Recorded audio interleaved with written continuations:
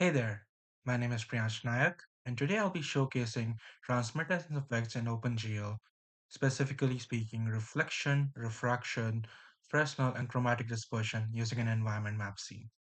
My goal is to showcase how light energy is split between reflection and transmission in a physically motivated way. So this entire scene uses an HDRI environment map, which I converted into a cubemap.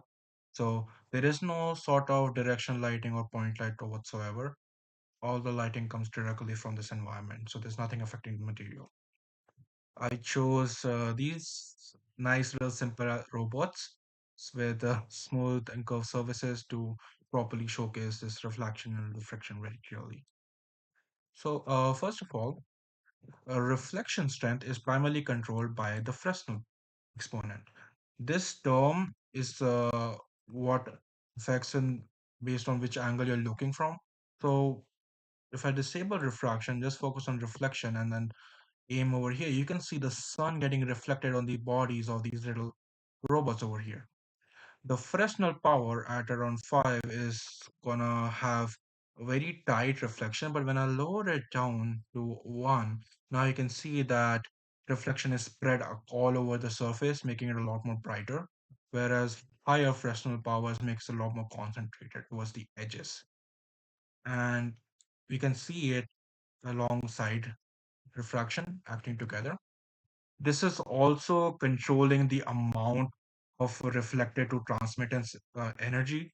So reflection and refraction are not entirely independent in this case. Whereas the refraction is primarily controlled by the index of refraction. So at around 1.52, which is the index for glass, you can see that there is realistic bending and distortion of the environment, depending on where you look at it from. If you lower it all the way down to 1, these little robots, they're practically see-through, invisible. So it's just like how water is, you can like directly see through them, and even if you go at an angle from the very top, you can clearly see the water in it, like right through them. Whereas for a very high index of refraction, you can see that the scene is almost inverted now, so it becomes very extreme, and which is also like physically expected for high index of refraction objects.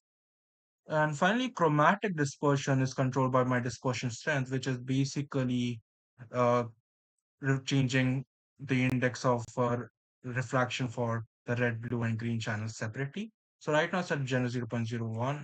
And if I dial it all the way up, you can see it clearly with little uh, distortions you can see around those surfaces. Lowering it down completely removes it, and dialing it up makes it a lot more vibrant. This is basically wavelength dependent bending, which reduces the color separation you just saw.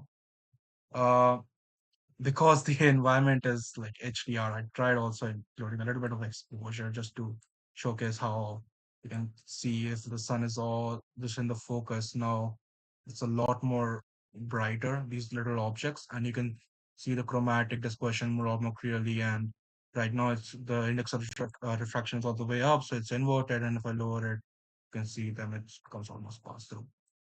And that is in a gist my demo for transmittance effects. I hope you enjoyed it, and have a great day.